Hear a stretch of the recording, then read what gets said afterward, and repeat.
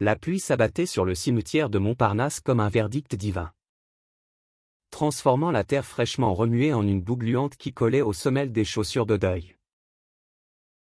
Alexandre se tenait là, immobile, les épaules voûtées sous le poids invisible d'un cercueil qui n'était plus qu'un écho de son père, cet homme bourru qui avait passé sa vie à labourer les vignes du Bordelais sans jamais semer une once d'affection pour son fils cadet. Tu es un ingrat. Alexandre avait craché sa mère d'une voix chevrotante ce matin-là, alors qu'elle fouillait déjà dans les poches de son manteau pour y glisser les derniers billets qu'il avait envoyés. Et maintenant, sous ce ciel plombé de Paris, tandis que le prêtre murmurait des prières vides, Alexandre sentait son cœur se fissurer comme la pierre tombale à ses pieds. Mais ce n'était rien comparé à la tempête qui couvait dans les yeux de sa famille. Ces vautours en noir qui le dévisageaient non pas avec chagrin, mais avec une faim vorace pour l'héritage qu'il s'imaginait déjà dilapidé. 3 ans plus tôt, quand Alexandre avait quitté les collines ensoleillées de Bordeaux pour les rues pavées de la capitale, il avait cru que la distance effacerait les chaînes invisibles qui le liaient à eux. À 32 ans, avec son diplôme d'ingénieur en poche et un poste prometteur chez une start-up tech, il avait juré de ne plus être le « fils prodigue » qui renflouait les dettes familiales chaque mois. Pourtant, un virement automatique glissait de son compte vers celui de sa mère, pour réparer le toit de la maison ancestrale, pour payer les factures médicales de son père, pour apaiser les caprices de sa sœur qui rêvait de voyages qu'elle ne ferait jamais. Sait-on devoir, lui avait-on seriné depuis l'enfance? Comme si son orientation sexuelle, ce secret qu'il avait enfoui si profondément qu'il en avait fait une armure, le condamnait à une vie de pénitence financière. Julien. Son amour secret rencontré dans un café du Marais un soir d'hiver pluvieux, avait été le seul à voir clair. Il te voit comme un distributeur, mon cœur. Pas comme un homme. Mais Alexandre avait ri. Amer. En serrant la main chaude de son compagnon, c'est la famille. Julien. On n'en change pas. Le service funèbre s'acheva dans un murmure de parapluie qui se refermait. Et la famille se replia vers la limousine noire garée le long de l'avenue. Sa mère. Élise. 62 ans. Aux lèvres pincées et aux perles factices qui cliquetaient comme des menottes, s'accrocha au bras d'Alexandre avec une possessivité qui le fit frissonner. Ton père serait si fier de toi, mon fils.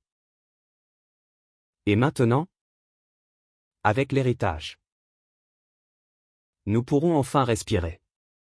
Son frère, Marc, 40 ans, un vigneron au visage tanné par le soleil et buriné par la rancune, ricana dans sa barbe naissante. Ouais. Et toi? Tu vas enfin cracher le morceau sur tes amis à Paris? Maman dit que tu vis comme un moine. Mais on sait tous que tu claques ton fric pour des bêtises. Sa sœur, Sophie, 32 ans, avec ses boucles blondes décolorées et son rouge à lèvres écaillé, renchérit d'une voix sirupeuse, frérot. T'es notre sauveur. Sans toi, on serait à la rue. Promets-moi un petit extra pour mes gosses? Alexandre hocha la tête mécaniquement, le gosier serré par une nausée familière. Il n'avait pas le courage de leur dire que Julien n'était pas un ami, mais son mari marié depuis 2 ans dans une cérémonie discrète à la mairie du 4e arrondissement, sous un arc-en-ciel de confettis et de promesses chuchotées. La veillée se déroula dans un appartement haussmannien prêté par un cousin lointain. Un lieu froid et impersonnel où les effluves de croissants rassis se mêlaient à l'odeur âcre des regrets. Élise présidait la tablée comme une reine déchue, distribuant des anecdotes édulcorées sur le défunt tandis que ses yeux glissaient vers Alexandre. évaluant déjà le montant du chèque qu'il signerait. Marc, un verre de vin rouge à la main du Bordeaux bon marché qui tachait les nappes blanches lança le premier assaut. Papa n'a pas laissé grand-chose. Juste la maison et les vignes. Mais avec ton aide, Alex, on peut moderniser tout ça. Un investissement familial. Sophie pouffa. Ses ongles manucurés tapotant son téléphone, et moi. J'ai vu une école privée pour les jumeaux. Ça coûte une fortune. Mais imagine, il deviendrait comme toi. Des cracks. Alexandre sentit une vague de bile monter, il revoyait les Noëls solitaires où il rentrait de Paris les poches vides. Les appels nocturnes pour « un prêt urgent ». Les lettres anonymes de sa mère le suppliant de « venir à la raison » sur sa « vie de débauche ». Il avait 35 ans maintenant. Et Julien, cet architecte talentueux aux yeux d'azur qu'il avait reconquis avec des croquis d'une maison provençale où ils vieilliraient ensemble, était la seule lumière dans cette obscurité. Soudain, la porte s'ouvrit dans un courant d'air froid. Et le monde d'Alexandre bascula. Julien entra. Son trench-coat dégoulinant de pluie. Ses cheveux noirs plaqués en arrière. Son regard bleu acier balayant la pièce comme un projecteur sur une scène de crime. Il n'avait pas été invité, Alexandre l'avait supplié de rester à l'abri. De ne pas remuer les eaux troubles de son passé. Mais là, il se tenait. Grand. Imposant. Avec cette assurance tranquille qui avait fait chavirer le cœur d'Alexandre lors de leur première rencontre. « Bonjour », dit-il d'une voix grave. Française jusqu'à la moelle. Avec cet accent du Sud qui roule comme un vin capiteux. « Je suis Julien Moreau. Le mari d'Alexandre. » Le silence qui suivit fut plus assourdissant que le tonnerre dehors. Élise lâcha sa fourchette, qui tinta contre la porcelaine comme un glas. Marc se redressa, les veines saillantes au cou, tandis que Sophie étouffait un hoquet théâtral. Alexandre, pétrifié, sentit les larmes lui piquer les yeux non de honte, mais de libération brute, comme si un barrage venait de céder. Julien s'avança, ignorant les regards assassins, et posa une main ferme sur l'épaule d'Alexandre. « Je suis désolé pour ton père. Mais je ne pouvais pas laisser mon mari affronter ça seul. » Les mots « mon mari » résonnèrent comme une grenade dans la pièce confinée. Élise pâlit. Ses lèvres tremblant, « Marie ? C'est une blague. N'est-ce pas, Alexandre ? Dis-moi que c'est une de tes folies parisiennes. » Marc bondit sur ses pieds, renversant son verre, espèce de... Tu nous as caché ça ? Tout ce fric envoyé. Et tu vis avec un homme ? T'es pas normal ? Alex. Papa avait raison de te détester. Sophie. Les yeux écarquillés. Murmura, les voisins. Qu'est-ce qu'ils vont dire ? Et les jumeaux ? Alexandre, pour la première fois, ne baissa pas les yeux. Avec Julien à ses côtés, il se sentait invincible. Aimé non pour son compte en banque, mais pour la courbe de son sourire quand il lisait Proust à voix haute. Pour les nuits où il dansait nu sous les étoiles de la Côte d'Azur. Oui. C'est mon mari, répondit-il. La voix ferme malgré le tremblement. Et il est plus famille que vous ne l'avez jamais été. La confrontation s'enflamma comme une traînée de poudre. Marc hurla des obscénités, évoquant les maladies et les fêtes contre nature qu'il imaginait dans les bas-fonds de Paris. Élise pleura. Non de tristesse, mais d'un chagrin égoïste pour la réputation ternie de la lignée. Sophie, pragmatique, tenta de marchander. Écoute, Alex. On oublie ça. Tu continues à nous aider. Et on fait comme si de rien n'était. Julien. Impassible. Sortit une enveloppe de sa poche, les papiers du mariage. Les photos de leur lune de miel en Toscane. Où Alexandre riait pour la première fois depuis des années. Non, dit-il simplement. Alexandre n'est plus votre distributeur. Il est un homme libre. Aimé. Et je veillerai à ce qu'il le reste. La pluie redoubla dehors, martelant les vitres comme un applaudissement sauvage. Alexandre, le cœur battant, prit la main de Julien et quitta la pièce, laissant derrière lui les lambeaux d'une famille qui n'avait jamais été la sienne. Mais ce n'était que le début, les ombres du passé n'allaient pas se dissiper sans combat. Les jours suivants s'étirèrent comme une toile grise sur Paris, où l'automne mordait déjà les feuilles des platanes le long de la Seine. Alexandre et Julien rentrèrent dans leur appartement du Marais.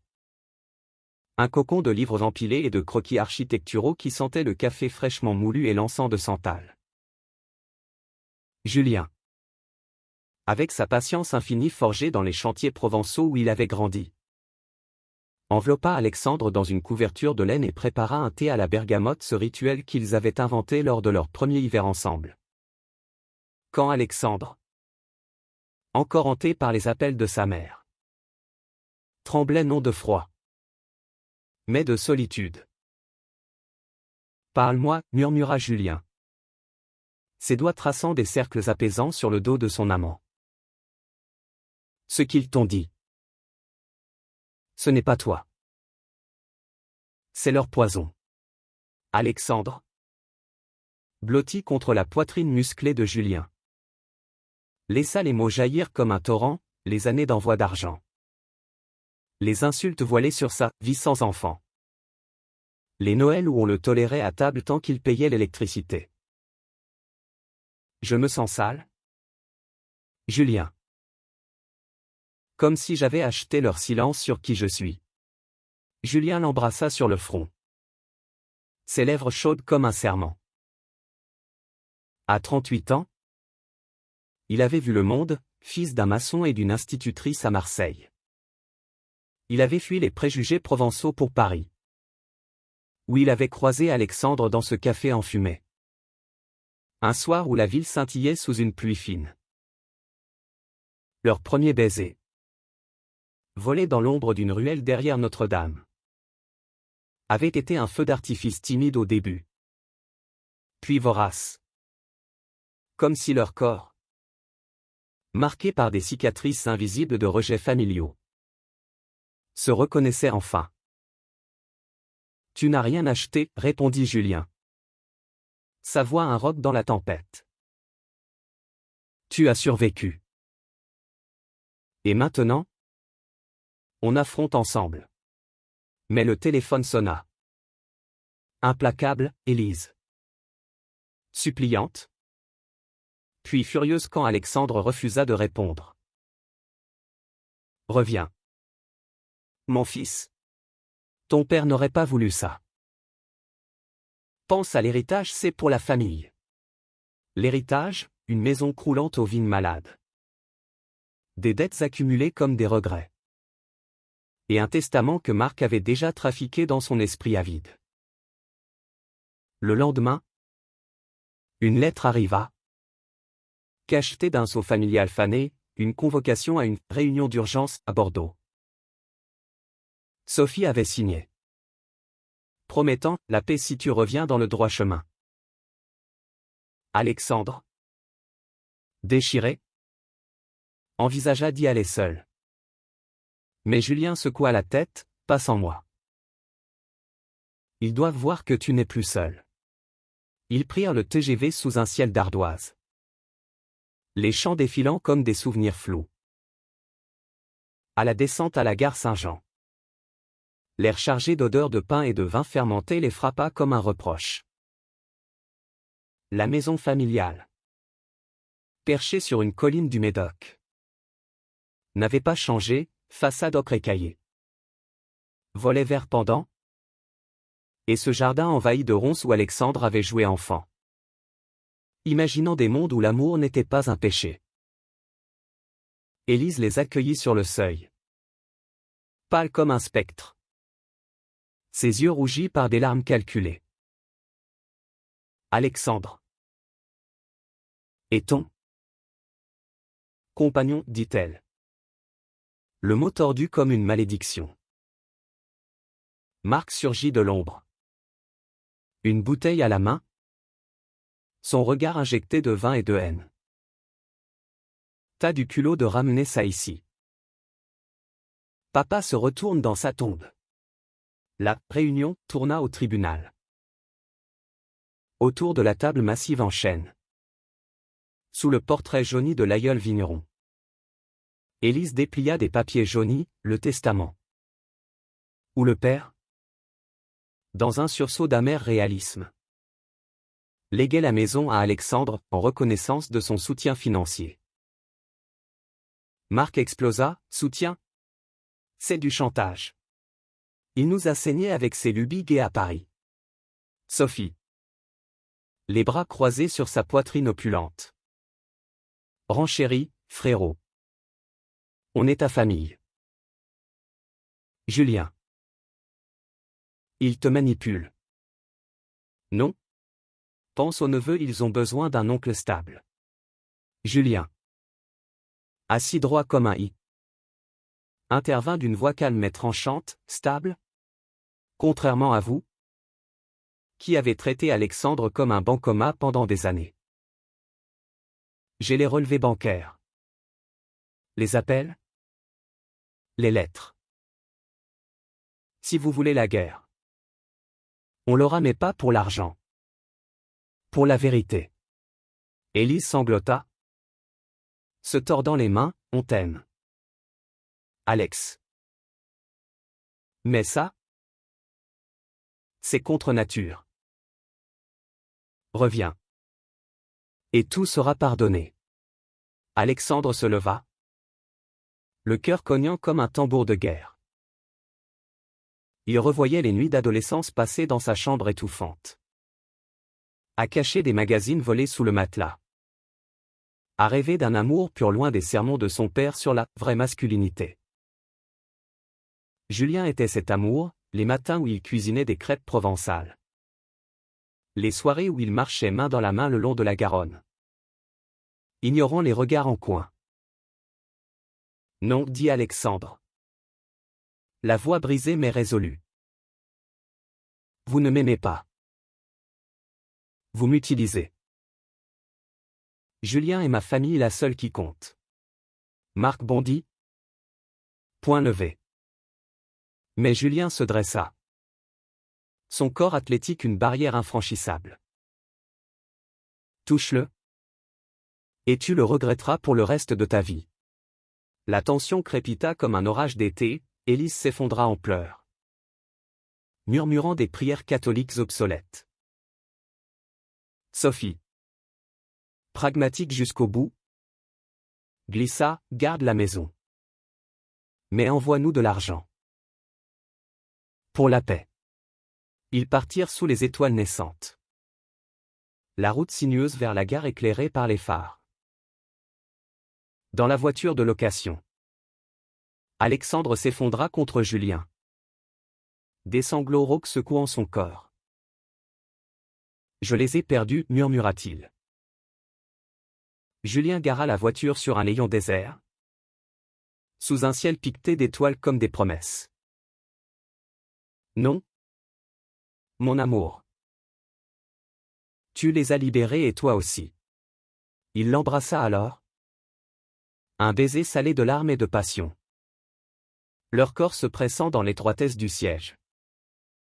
Rappelant cette nuit à Saint-Tropez où il s'était juré fidélité face à la mer Méditerranée. L'amour. Ce feu interdit qui avait brûlé en secret pendant des années. Flambait maintenant au grand jour. Mais à Paris, Les échos du passé n'allaient pas s'éteindre si facilement, une lettre anonyme arriva bientôt. Signé « Un parent aimant », des menaces voilées. Des rumeurs semées dans le village pour noircir le nom d'Alexandre. La kermesse était ouverte. Et Julien, protecteur farouche, jura de la gagner. Paris. Cette ville de lumières éternelles semblait soudain un labyrinthe de ombres pour Alexandre.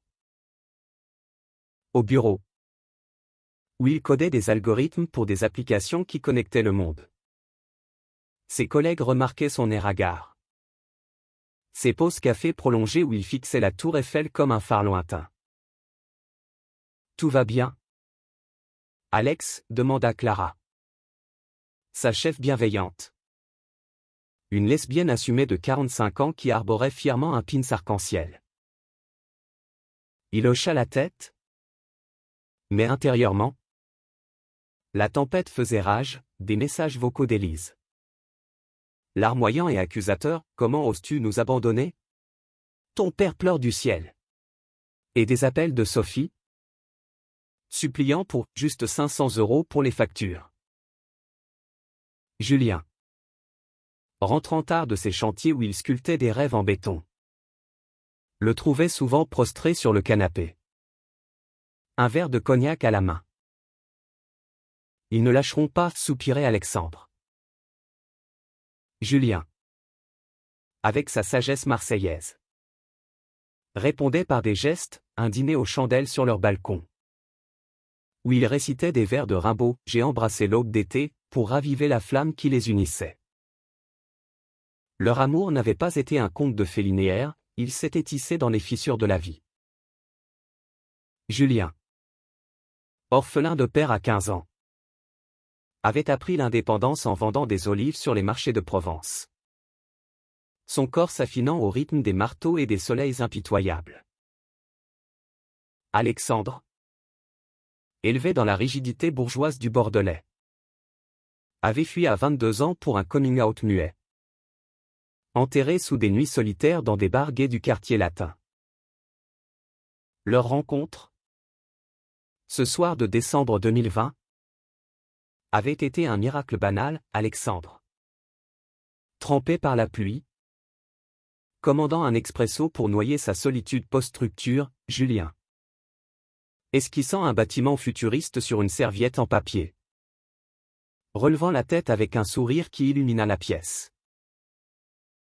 Vous dessinez des rêves, avait demandé Alexandre. Et Julien avait ri, seulement ceux qui se réalisent. Des semaines de promenade le long de la Seine. De confidences sur les rejets familiaux, Julien racontant les lettres homophobes de ses oncles. Alexandre, les silences assassins de son père avaient conduit à leur mariage. Un serment discret mais indéfectible. Mais la famille d'Alexandre? Ce serpent lové dans les racines ressurgit avec une virulence inattendue. Une semaine après Bordeaux, Marc débarqua à Paris sans prévenir, frappant à la porte de l'appartement à 7 heures du matin, puant le vin et la rage. Ouvre. Alex. On doit parler comme des hommes. Julien, en boxé et torse nu, ouvrit la porte. Son corps une forteresse. Il dort. Et parler? C'est ça que tu appelles tes menaces par courrier? Marc ricana. Mais son regard vacilla devant la stature de Julien. T'es qui pour te mêler? Un gigolo qui suce pour un toit? Les mots volèrent comme des gifles, Alexandre surgit. Pâle. Enfilant une robe de chambre. Sors d'ici. Marc. Tu n'es pas le bienvenu. Son frère, les yeux fous, cracha, papa t'a tout légué pour que tu nous aides. Pas pour que tu vives dans le péché. Maman est malade, c'est ta faute. Si tu ne verses pas 20 000 €. On porte plainte pour abandon de famille. Julien avança d'un pas. Sa voix basse et menaçante, abandon? C'est vous qui l'avez abandonné à 18 ans quand il a osé être lui-même. Fichez le camp? Ou j'appelle les flics. Marc partit en jurant. Mais le mal était fait, Alexandre sombra dans une spirale d'anxiété. Annulant des réunions. Dormant mal. Julien, sentant le vent tourner, contacta un avocat, un ami queer du barreau de Paris, spécialiste des successions empoisonnées. Il bluffe, assura-t-il lors d'un appel. Le testament est clair, la maison est à Alexandre. Et vos virements passés? C'est du chantage moral. Pas légal. Mais la pression montait, Sophie envoya des photos des jumeaux. Maigre et triste. Avec une légende, ils ont faim à cause de toi. Élise appela Julien directement. Sa voix un venin sucré, ramène-moi mon fils. Il n'est pas fait pour ça. Julien raccrocha. Mais les mots le rongeaient, il revoyait son propre coming out. À 25 ans, chassé par sa mère qu'il avait traité de comte de la Provence. Pour contrebalancer, Julien organisa une fuite, un week-end à Giverny. Chez Monet, où les nénuphars flottaient comme des rêves paisibles. Ils louèrent un vélo tandem, riant aux éclats quand Alexandre pédalait trop fort. Et firent l'amour dans une chambre d'auberge aux murs tapissés de roses fanées. Tu es mon havre, murmura Alexandre, ses doigts explorant les cicatrices sur le dos de Julien. Souvenir d'une chute de chantier. Et toi? Mon feu, répondit Julien. Leurs corps entrelacés dans une danse lente, sensuelle, où chaque caresse effaçait un peu plus les fantômes. Mais le retour à Paris apporta un coup de théâtre, un article dans un journal local bordelais. Anonyme mais évident, le fils prodigue expolie sa famille endeuillée. Les collègues d'Alexandre lurent, murmurèrent, Clara le serra dans ses bras, tiens bon. On est avec toi. Pourtant, la nuit, Alexandre pleurait, hanté par l'idée que son amour pour Julien condamnait sa famille à la misère. Julien, déterminé, prépara une contre-attaque, une lettre ouverte, envoyée à Élise et copiée à un journal LGBT friendly.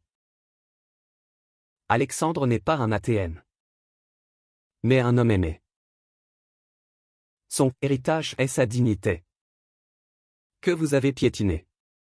La réponse fut un hurlement, Marc débarqua à nouveau. Cette fois avec un avocat de province. Un homme bedonnant aux manières suffisantes.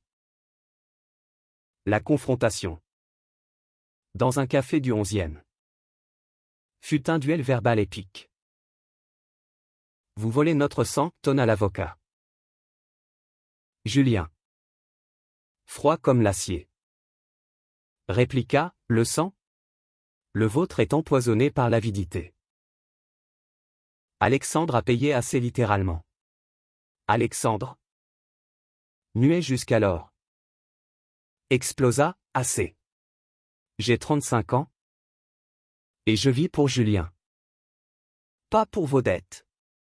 Le café se tut, des applaudissements sporadiques éclatèrent.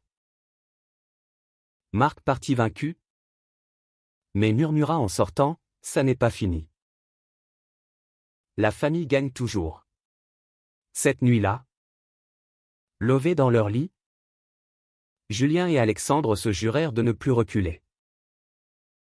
L'amour, ce lien forgé dans le feu des rejets, devenait leur arme. Mais les ombres s'allongeaient, une menace physique plana. Un appel anonyme promettant une leçon si Alexandre ne signait pas un chèque. Julien, protecteur, engagea un vigile discret, Alexandre.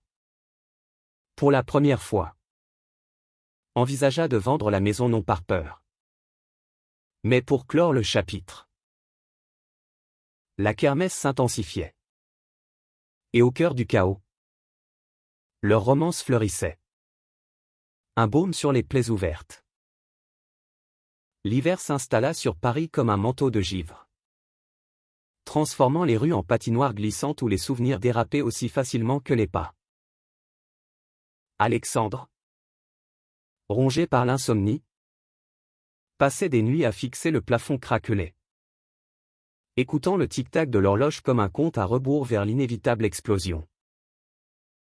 Julien, sentant la fissure s'élargir, multiplia les gestes tendres, des petits déjeuners au lit avec des croissants chauds du boulanger du coin.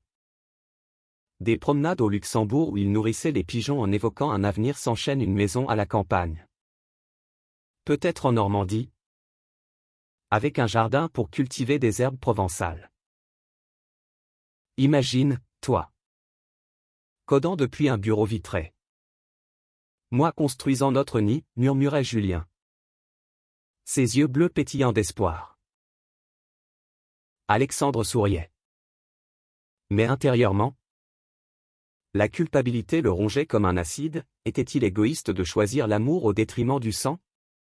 Les appels d'Élise, maintenant quotidiens, étaient des lames. Ton père me manque. Et toi? Tu nous abandonnes pour un caprice? Viens pour Noël. Seul. Et tout sera effacé. Noël. Ce mot évoquait pour Alexandre des guirlandes ternes dans la maison bordelaise. Des dîners où on l'asseyait à l'écart. Les oncles ricanant sur les folles de la ville. Julien, lui, avait sa propre histoire, des Noëls marseillais bruyants, avec des calissons et des chants occitans. Mais un vide béant depuis la mort de sa mère, qu'il avait renié dans une lettre froide 5 ans plus tôt. Cette année, on crée notre tradition, décida-t-il. Ils décorèrent l'appartement d'une guirlande arc-en-ciel, cuisinèrent un bûche aux amandes, recette de la grand-mère de Julien, et s'offrirent des vœux chuchotés au pied d'un sapin miniature, que 2026 soit l'année de notre liberté. Mais la liberté a un prix, le 23 décembre. Une enveloppe atterrit dans la boîte aux lettres, des photos volées d'eux. Enlacées lors d'une Pride passée. Annoté de « pervers » en rouge sang. Signé « La famille ». La panique s'empara d'Alexandre, il appela Sophie, qui jura ses grands dieux n'y être pour rien. Mais sa voix tremblait. Marc, interrogé par Julien au téléphone.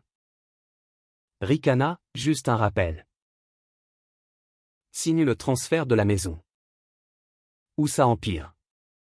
Julien, furieux, contacta la police, un dépôt de plainte pour harcèlement. Avec les preuves accumulées, virement forcé. Menaces. Diffamation. L'inspecteur, un homme trapu d'une 50aine d'années au regard las, hocha la tête, classique dans les familles conservatrices. On enquête? Mais soyez prudents. Prudent, ce mot devint leur mantra. Julien installa des caméras à l'entrée. Alexandre changea son numéro. Pourtant, la nuit de Noël, alors qu'il dansait nu au son d'un violon de zigane, un bruit à la porte les figea, des coups sourds. Puis une voix, celle de Marc. Ivre, joyeux Noël. PD. Ouvre. Ou je défonce tout. Julien attrapa un tisonnier de la cheminée. Alexandre composa le 17 d'une main tremblante. Marc tambourinait, hurlant des insanités sur l'héritage volé et la honte familiale. Les sirènes hurlèrent bientôt. Et 2 agents embarquèrent le frère, menotté et bavant des insultes. Élise arriva en taxi. Échevelée, suppliant, laissez-le. C'est mon fils. Comme Alexandre. Les policiers, impassibles, expliquèrent les faits. Élise se tourna vers Alexandre. Les yeux emplis d'un mélange de haine et de désespoir, regarde ce que tu as fait. À cause de lui. Pointant Julien du doigt. Il t'a perverti. Reviens. Et on oublie.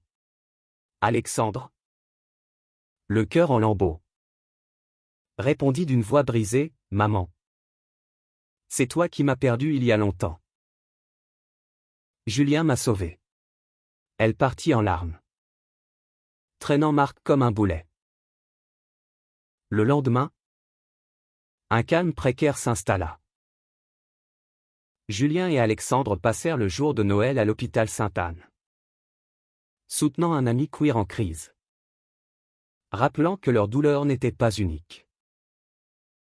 On est une famille élargie, dit Julien. Serrant la main d'Alexandre lors d'une veillée silencieuse. Mais le choc propulsa Alexandre dans une thérapie, des séances avec un psychologue spécialisé en traumas familiaux. Où il déballa des décennies de silence, le premier baiser volé à 16 ans avec un camarade de lycée. Étouffé par la peur, les années à envoyer de l'argent pour acheter un semblant d'acceptation. Julien l'accompagnait. Partageant ses propres blessures, ma mère m'a écrit une lettre d'excuse avant de mourir. La tienne pourrait encore changer. Optimiste? Il l'était, naïf. Non. Car Sophie, dans un appel désespéré, lâcha la bombe, maman est vraiment malade. Cancer. Elle veut te voir avant. Et l'héritage? Marc l'a hypothéqué pour ses dettes de jeu. Le choc figea Alexandre. Cancer. Le mot résonna comme un écho du sien propre. Diagnostiqué à 30 ans mais vaincu grâce au soutien de Julien. Il envisagea le retour à Bordeaux. Seul cette fois. Pour clore les comptes. Julien. Blessé mais compréhensif. Insista, va. Mais reviens-moi entier. Je t'attends. Le TGV fila vers le sud. Paysage défilant en un blur de vignes nues. À la maison. Élise gisait dans un lit médicalisé. Amaigrie. Ses yeux autrefois vifs maintenant voilés par la morphine. Mon fils, murmura-t-elle. Tendant une main décharnée. Alexandre s'assit. Les larmes coulant, pourquoi? Maman? Pourquoi m'as-tu traité comme ça? Elle avoua dans un souffle, peur.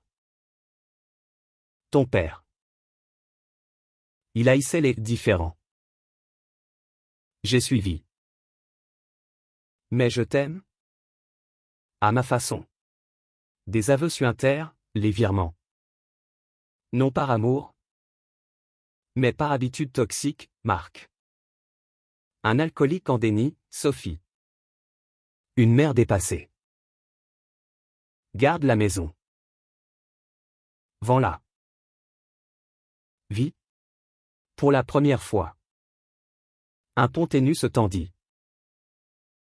Alexandre pardonna. Non tout, mais assez pour embrasser son front ridé. De retour à Paris. Il raconta tout à Julien. Qui l'accueillit avec un baiser fiévreux, tu es courageux. Mon amour. Leur nuit fut une célébration, corps entremêlés. Murmure de gratitude. Un orgasme partagé qui scella leur résilience. Mais le pardon n'efface pas les cicatrices, Marc. Libéré sous caution. Jura vengeance. Et les rumeurs enflèrent. La bataille juridique s'annonçait. Mais fortifiés par leur amour. Ils se préparaient. L'hiver cédait à un printemps timide. Et avec lui, l'espoir d'une renaissance. Le printemps 2026 fleurit sur Paris avec une insolence joyeuse. Les cerisiers du Champ-de-Mars éclatant en nuages roses qui contrastaient avec les nuages noirs qui planaient encore sur la vie d'Alexandre. La plainte contre Marc avançait mollement preuve solide. Mais un juge provincial influencé par les liens familiaux traînait les pieds. Julien, pragmatique, lança une campagne discrète, des posts sur des forums LGBT français. Anonyme mais percutant. Racontant l'histoire d'un fils spolié par son sang. Les réponses affluèrent. Un torrent de solidarité, des témoignages de rejet similaires. Des conseils légaux gratuits. Même une collecte pour couvrir les frais d'avocat. Regarde, dit Julien un soir. En lisant à voix haute un message d'une lesbienne bordelaise, votre courage nous donne le nôtre. Alexandre, ému, sentit une chaleur nouvelle l'envahir, il n'était plus seul. Mais parti d'un cœur plus vaste. Une communauté tissée de fils résilients.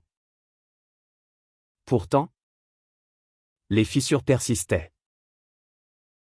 Élise, affaiblie par sa chimiothérapie, appelait sporadiquement. Sa voix un fil ténu entre remords et manipulation, viens. Alex.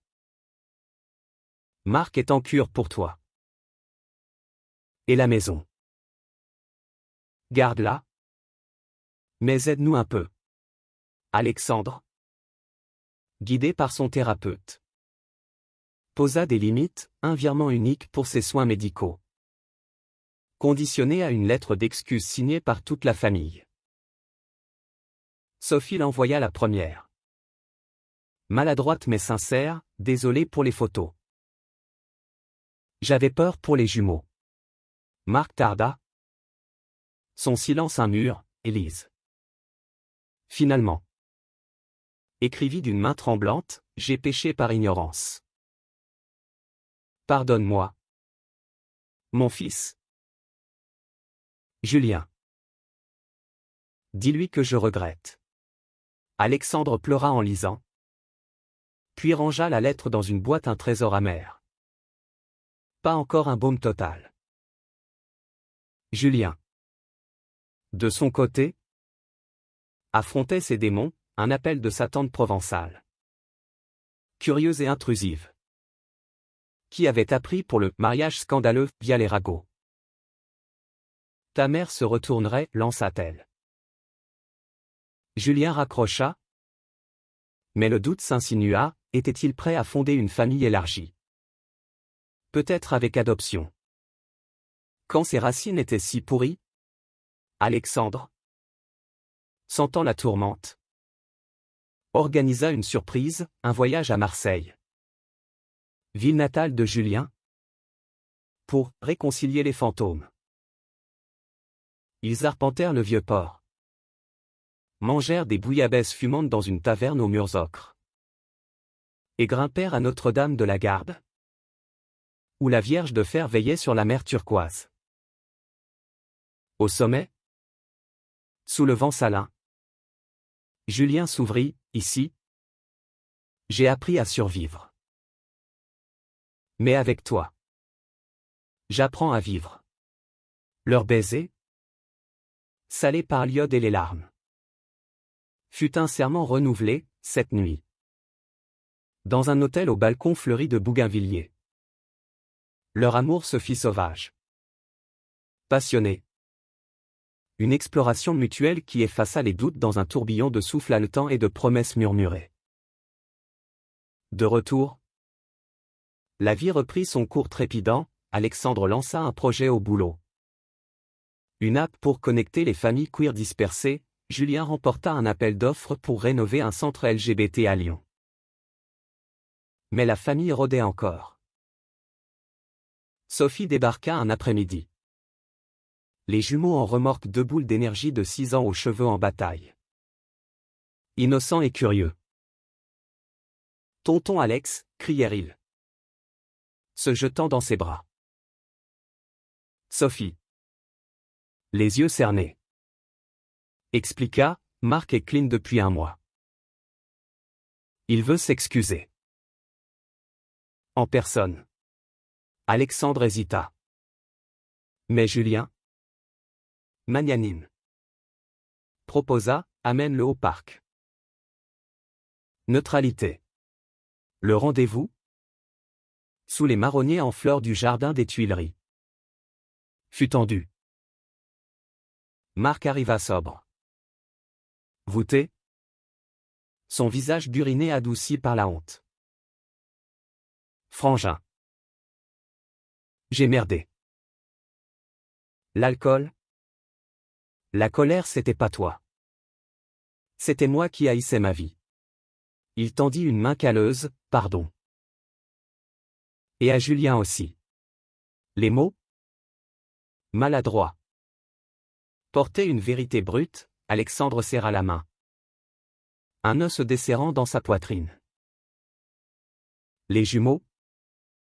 Jouant au ballon avec Julien. Riait un pont innocent vers un avenir possible. Pourtant, la réconciliation était fragile. Élise. Stabilisée mais faible.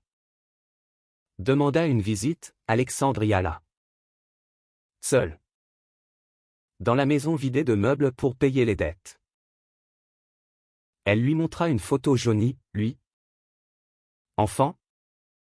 Sur les genoux de son père. Un rare sourire partagé. J'ai raté ça, murmura-t-elle. Mais je veux réparer. Des larmes coulaient, Alexandre l'étreignit. Sentant pour la première fois une chaleur maternelle authentique. Commence par accepter Julien, dit-il. Elle hocha la tête. Faiblement, je ai serré. De retour, il raconta à Julien. Qui l'embrassa avec une tendresse infinie, tu guéris. Mon amour.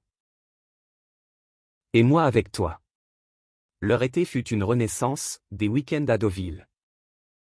Où ils chevauchèrent des vagues. Main dans la main, des dîners avec Clara et son épouse.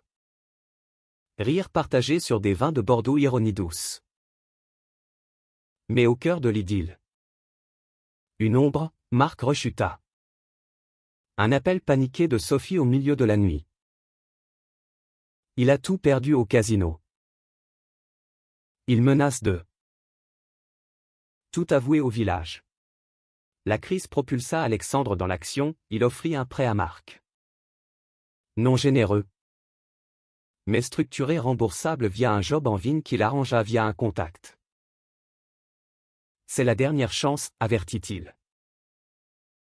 Julien, fier, organisa une thérapie de couple pour eux deux.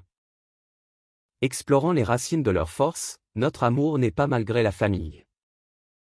Mais grâce à elle, elle nous a appris ce qu'elle n'était pas. Les séances, intimes et révélatrices, approfondir leur lien, une nuit. Après une session émouvante, ils firent l'amour lentement, explorant chaque courbe comme un territoire nouveau. Des murmures de « je t'aime » se mêlant à des gémissements de délivrance. L'automne approchait. Et avec lui, l'audience finale pour l'héritage. Fort, unis. Ils se préparaient à clore le chapitre non par vengeance, mais par compassion conquise. L'automne 2026 drapa Paris d'un manteau roué or.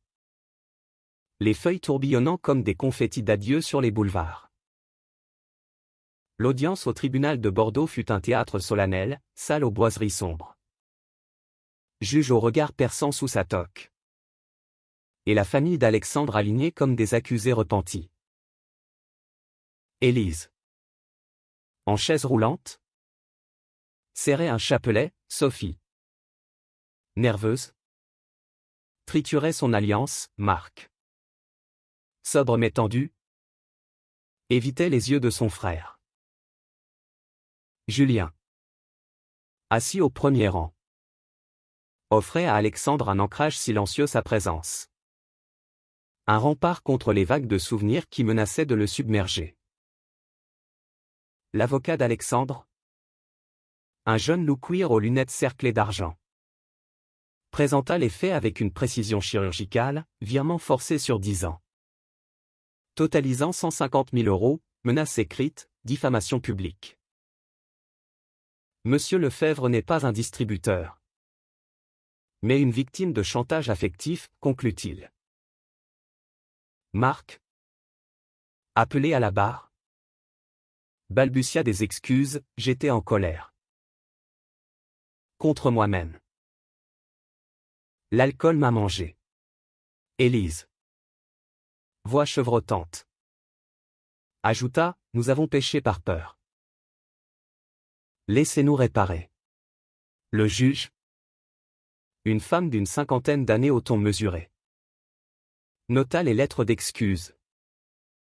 Les progrès en thérapie de Marc. La loi protège les successions. Mais la famille peut guérir, dit-elle. Verdict, la maison à Alexandre. Sans contestation, restitution symbolique de 10 000 € via un fonds familial géré par un tiers, et une ordonnance de non-contact pour 1 an. Sauf accord mutuel. Alexandre, sortant de la salle, sentit un poids colossal s'envoler non triomphe. Mais libération. Julien l'attendait dehors, sous un ciel clair pour une fois. Et ils s'embrassèrent sans pudeur. Ignorant les regards, c'est fini. Mon cœur. Mais fini? Pas tout à fait. Élise demanda une rencontre post-procès. Dans un café bordelais aux murs tapissés de photos vintage. Fragile. Elle tendit une boîte, des lettres de jeunesse de son père à elle. Amour contrarié par la guerre. J'ai compris trop tard, murmura-t-elle. Accepte-moi. Avec Julien. Pour Noël. Cette fois. Alexandre. Ému. Invita, viens à Paris. Avec tout le monde. Sophie accepta. Curieuse, Marc hésita. Mais promit d'essayer. Julien. Magnanime. Prépara le festin, dinde farcie aux châtaignes. Vin fin du Médoc, une paix gustative. Noël arriva. Neige légère saupoudrant le marais. La table déborda, Élise. En fauteuil. Taquinant timidement Julien sur ses recettes provençales, Sophie et les jumeaux riant aux éclats, Marc. Sobre. Toastant à la famille recomposée. Alexandre. Au centre. Sentit des larmes monter, ce n'était pas parfait. Mais vrai, un pardon forgé dans le feu. Leur amour. Lui. S'épanouissait en secret et au grand jour. Après Noël, ils vendirent la maison bordelaise un adieu symbolique et achetèrent un petit domaine en Provence. Près d'Aix-en-Provence. Où Julien rêvait d'un atelier. Les week-ends de rénovation devinrent des aventures romantiques, poussière de plâtre sur leurs corps nus. Rire sous les oliviers. Et des nuits d'amour passionnées sur un matelas gonflable. Entourés de champs de lavande naissants. Ici, on bâtit notre legs, murmurait Julien. Ses mains calleuses caressant la peau d'Alexandre. Un soir, sous un ciel étoilé, Alexandre mit un genou à terre, ironie douce. Inversant leur mariage et offrit une bague en or rose, épouse-moi encore. Pour l'éternité. Julien. Ému, accepta avec un baiser qui scella leur odyssée. Pourtant, les ombres persistaient subtilement. Élise rechuta en février. Et Alexandre vola à son chevet. Julien à ses côtés. Dans la chambre d'hôpital. Entourée de tubes. Elle prit la main de Julien, merci. De l'aimer autant. Elle s'éteignit paisiblement. Murmurant, pardonnez. Les funérailles. Cette fois. Furent un hommage, famille unie. Discours d'Alexandre sur l'amour qui guérit les fractures. Marc. En deuil vrai? Serra Julien dans ses bras, thé de la famille. Maintenant, Sophie organisa un pot rustique, où les jumeaux dessinèrent des arcs-en-ciel pour tonton et tonton. Alexandre, veuf de mère mais riche de liens nouveaux, trouva la paix. Le printemps les ramena en Provence, où ils plantèrent un rosier en mémoire d'Élise. Leur vie s'épanouit, Alexandre lança son app avec succès. Connectant des milliers, Julien érigea son centre LGBT comme un phare.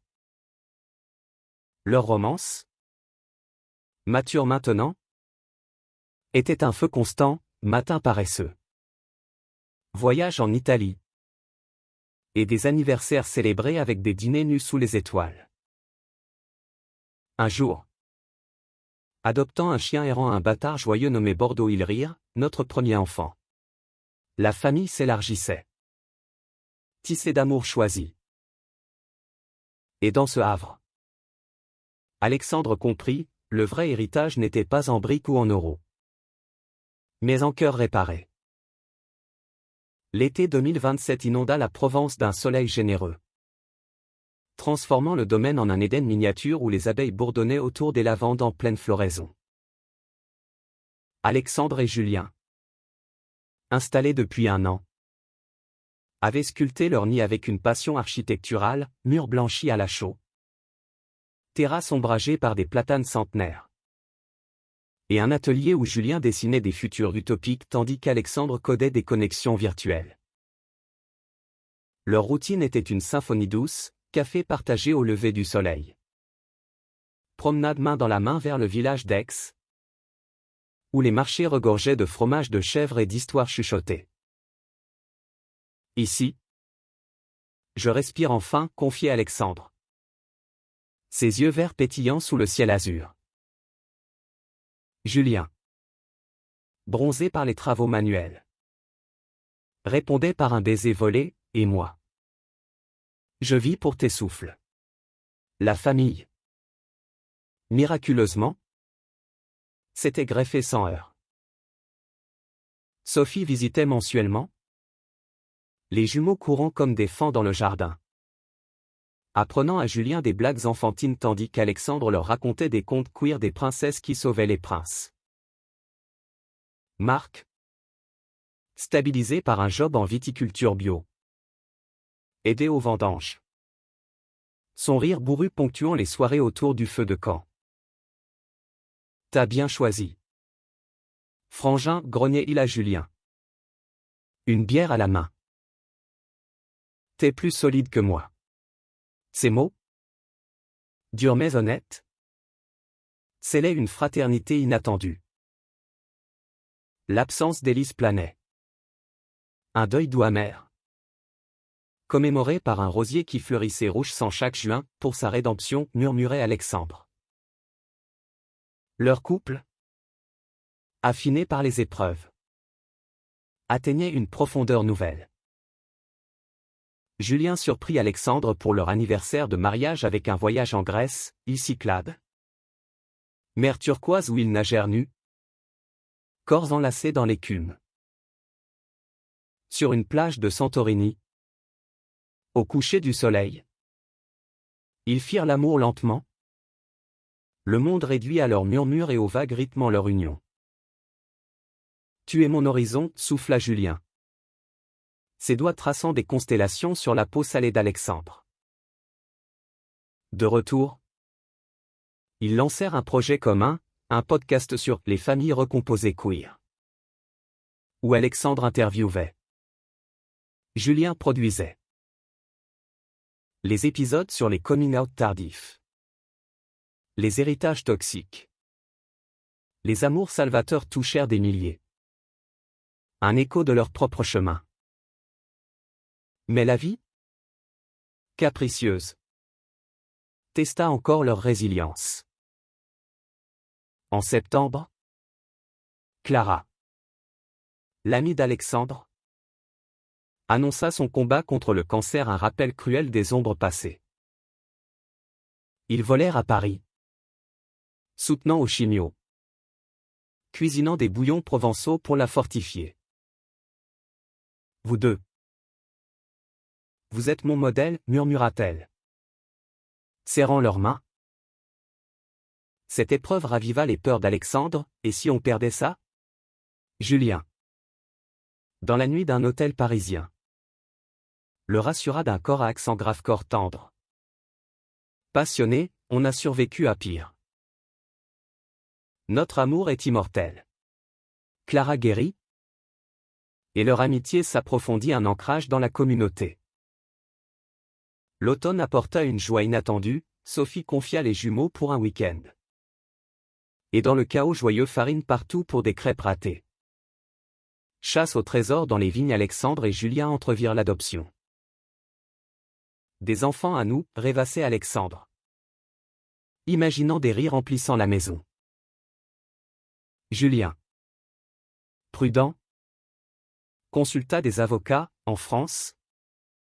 Les couples homo pouvaient adopter depuis 2013. Mais le processus était un labyrinthe. Ils s'inscrivirent. Commencèrent les formations des ateliers émouvants sur la parentalité queer. Où ils partagèrent leurs histoires. Marc. Apprenant. Offrit, je serai le tonton bourru qui apprend la moto. Un lien fraternel. Forgé dans le feu. Hiver venu. Noël réunit tout le monde au domaine, neige rare provençale. Dinde aux truffes. Et Élise honorée par une toast silencieuse. Sophie présenta un petit ami, un prof doux. Acceptant, et les jumeaux chantèrent des caroles arc-en-ciel. Alexandre. Toaster. Leva son verre, à l'amour qui réécrit les légendes familiales. La nuit. Seul. Julien et Alexandre célébrèrent une danse lente dans la cuisine. Menant à une chambre chauffée par le désir. Leurs corps se connaissant par cœur.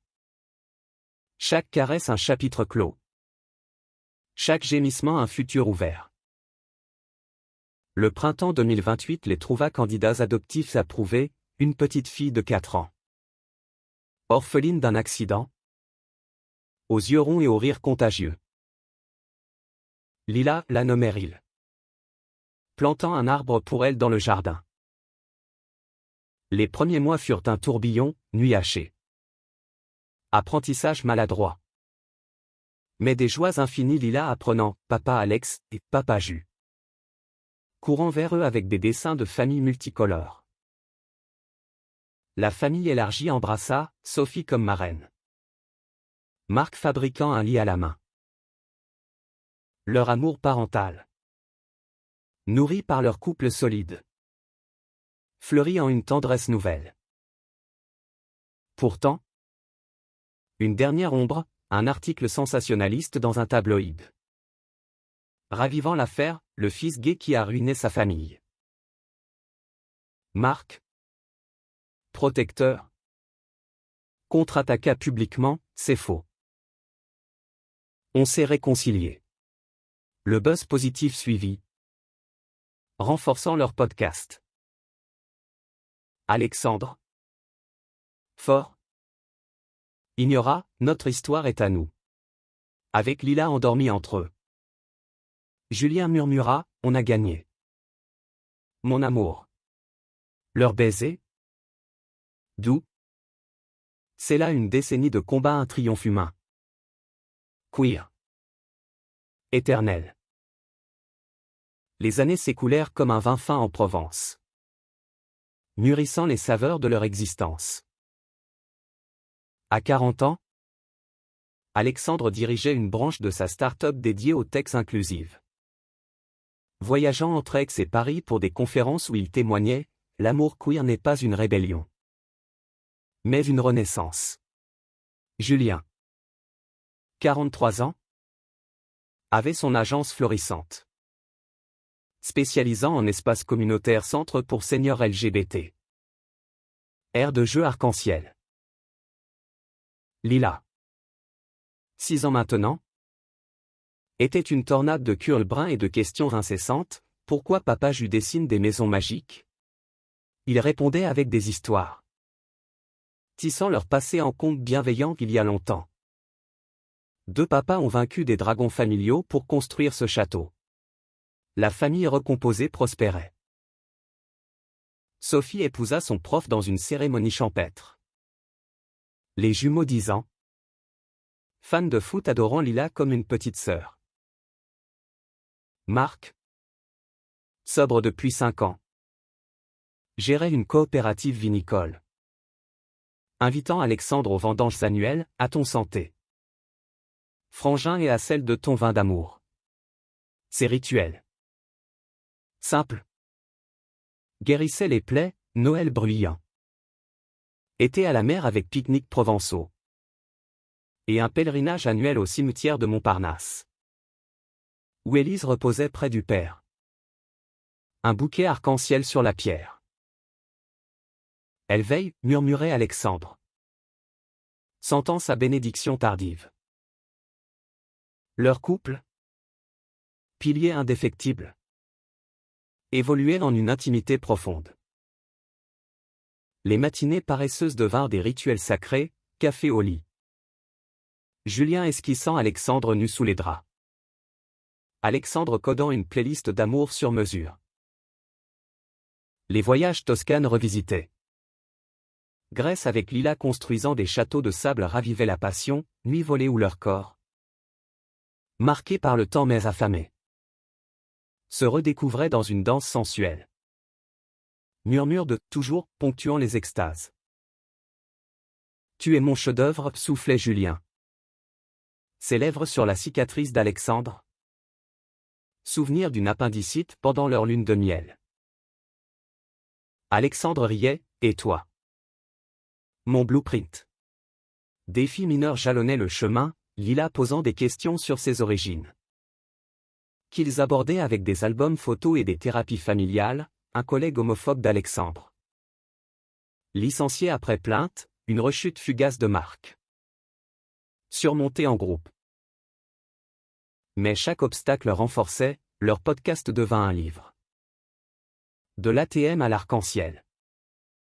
Best-seller queer. Finançant des bourses pour jeunes LGBT. Clara Guéry coécrivit un chapitre sur la sororité. À 45 ans pour Alexandre. 48 pour Julien.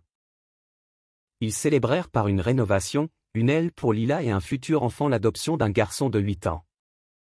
Théo, timide mais curieux, rejoignant la troupe. La maison bruissait de vie, rire. Dispute sur les devoirs. Câlin collectif. Un soir d'été. Sous les étoiles.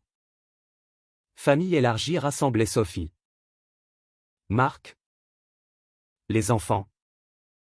Alexandre leva un toast, à l'héritage vrai, l'amour qui unit. Pas qui enchaîne. Julien. Yeux humides. Serra sa main, et à nous. Les bâtisseurs. Le crépuscule de leur quarantaine s'annonçait serein, projet de retraite en voyage. Lila et Théo grandissant fiers et ouverts. Alexandre, regardant Julien jouer avec les enfants, comprit la leçon ultime, la famille n'est pas sans. Mais choix, l'amour. Pas un distributeur, mais un puits infini. Leur baiser, sous la lune provençale, fut un point final d'où non fin, mais éternité.